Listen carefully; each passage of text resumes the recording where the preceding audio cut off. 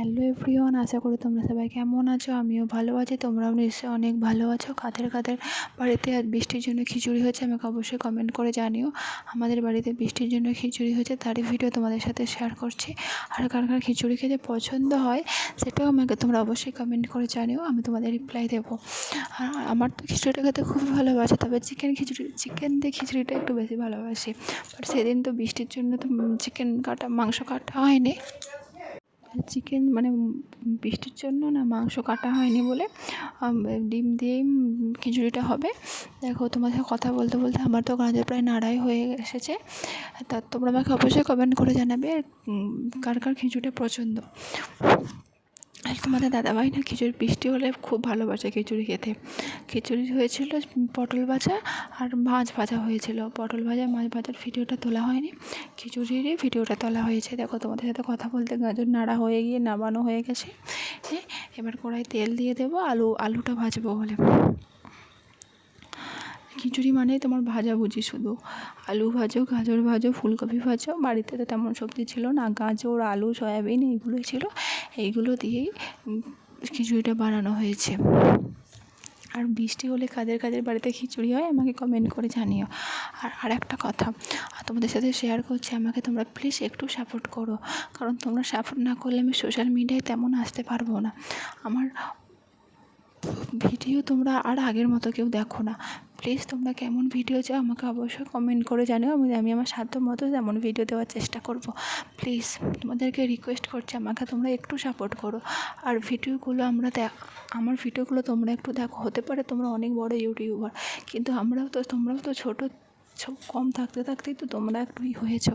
আমাকেও তোমরা প্লিজ একটু সাপোর্ট করো, কারণ তোমরা সাপোর্ট না করলে আমি সত্যি সোশ্যাল মিডিয়ায় তেমন একটা উঠতে পারবো না। প্লিজ তোমরা আমাকে একটু সাপোর্ট করো। দেখো, তোমার সাথে কথা বলতে বলতে আমার ভাতের চালও তোলা হয়ে গেল। এবার সেই কড়াতে তেল দিয়ে সয়াবিনটা ভাজবো। সয়াবিনটা একটু লাল লাল করে ভেজে নেব। সয়াবিনটা গরম জলেতে ভিজিয়ে রেখেছিলাম যাতে একটু নরম হয়, আর লবণ দিয়ে ভিজিয়েছিলাম। একটু হলুদ দিয়ে দিচ্ছি। হলুদ দিয়ে আবার নাড়তে নাড়তে আমার নাড়া হয়ে গেছে, একটু লাল লাল করে ভেজে নিয়েছি। ভেজে নেওয়ার পর দেখো, সয়াবিন ঢালতে গিয়ে তো 2-3টে সয়াবিন পড়েই গেল। আর কার কার সয়াবিন ভাজা ভালো লাগে আমাকে অবশ্যই কমেন্ট করে জানিও। আমার তো সয়াবিন কেমন জলে ভিজিয়ে রাখতেও খেতে ভালো লাগে, এমনি কাঁচা সয়াবিন ভালো লাগে। আর সয়াবিন ভাজাও একটু মিষ্টি দিয়ে আমার ভালো লাগে। আর দেখো, অল্প করতে করতে ডাল নাড়া হয়ে গেছে। 2 রকম ডাল দিয়ে খিচুড়িটা হবে, মুসুর ডাল আর মুগের ডাল। 2 রকম ডাল দিয়ে করলে দেখবে খিচুড়িটার টেস্টটা একটু বেশি ভালো হয়, তাই 2 রকম ডাল দিয়েই হবে। এবার চালেতে ডাল দেওয়া হয়ে যাচ্ছে। এবার ডাল দিতে ডালটা একটু নাড়া হচ্ছে। আসলে আমি আর মা দুজনেই করছিলাম। আমি করছিলাম, মা ক্যামেরা ধরে দিয়েছিল, এবার মা করছে, আমি ক্যামেরা ধরছি। এবার দেখো, জলেতে তোমার ডাল তো দেওয়া হয়ে গেছে, ডালও দেওয়া হয়ে গেছে। এবার সয়াবিনটা দেওয়া গেছে, একটু তো সেদ্ধ হবে। আবার ছেলের জন্য একটু আলাদা করতে হবে লঙ্কা ছাড়া, ওই জন্য একটু সেদ্ধ হয়ে গেলে ওর একটুখানি জিরে আর জিরে, শুকনো লঙ্কা, তেজপাতা দিয়ে একটু করে দেবো। দেখো, কড়াতে ডিম দিয়ে দিয়েছি, 3টে ডিম দেবো। কার কার ডিম পোচ খেতে ভালো লাগে আমাকে বলবে। আমার ডিম সেদ্ধ ভাজার থেকে আমার ডিম পোচটা একটু বেশি ভালো লাগে। এবার দেখো, 3টে ডিম দিয়ে দিয়েছি। এবার একটু তেল দিয়ে দিয়েছি, দিয়ে একটুখানি হলুদ গুঁড়ো দিয়ে দেবো। দেখো, ডিম ভাজা হয়েছে, তাতে হলুদ গুঁড়ো দিচ্ছি যাতে ডিমের জীবাণুটা মরে যায়। কারণ ডিমের ভেতরে অনেক রকম জীবাণু থাকে, সেই জন্য হলুদ দিয়ে অবশ্যই তোমাদের ডিম ভাজা উচিত। আমি তো অবশ্যই হলুদ দিয়ে ডিম ভাজি। হলুদ আর লবণ দিয়ে দিয়েছি, দিয়ে একটু তেল দিয়ে দিচ্ছি, দিয়ে ভালো করে নাড়ছি। নাড়ার পর এখান থেকেই নাড়ছি, তোমরা ভিডিওটা দেখো, অবশ্যই ভালো লাগবে।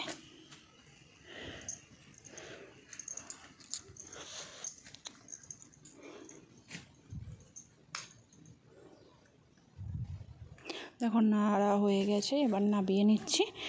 আসলে আমার তো ডিম ভাজতে ভাজতে আমার খাওয়া হয়ে যায়। এবার কড়াই তেল দিতে মশলা কষবো বলে হাতে তেজপাতা, শুকনো লঙ্কা আর জিরে দিয়েছি, 5 ফোড়ন দিইনি, জিরে দিয়েছি। দেওয়ার পর ভালোভাবে পেঁয়াজ দিয়ে দিয়েছি, দিয়ে ভালোভাবে নাড়ছি। পেঁয়াজ দিয়ে নাড়ার পর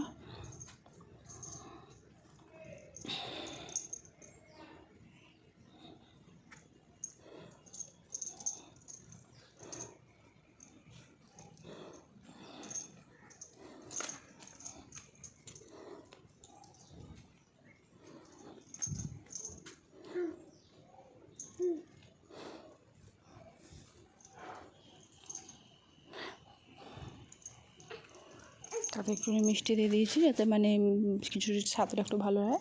আর মিষ্টি দিয়ে দিয়েছি, হ্যাঁ খুব নয়, একটু সামান্য মিষ্টি দিয়েছি।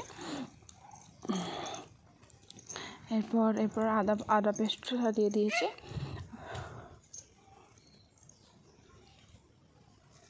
দিয়ে ভালো করে কষছি।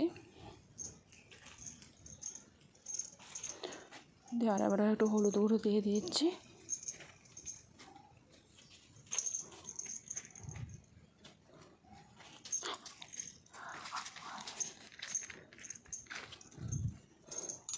দিয়ে রসুনের পেস্টটা দিয়ে দিচ্ছি। দিয়ে ভালোভাবে নাড়তে নাড়তে টমেটো কুচানোটা দিয়ে দিলাম।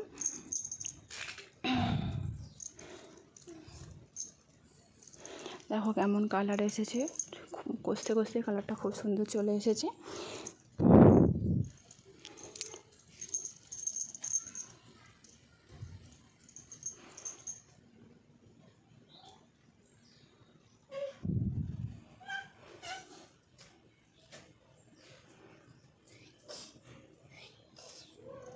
দেখো মশলা থেকে কেমন তেল বেরোচ্ছে।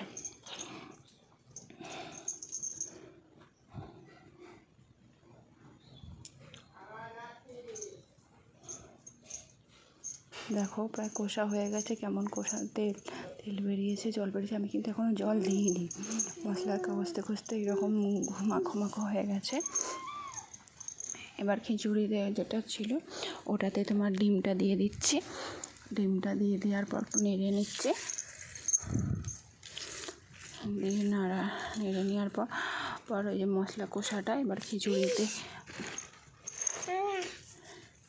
নাড়াতে দিয়ে দেবো। দেখো দিয়ে দিয়েছি। এবার নামানোর পর দেখো কালারটা কত সুন্দর এসেছে। খিচুড়িটা এই পর্যন্ত। তোমরা ভালো থেকো অবশ্যই।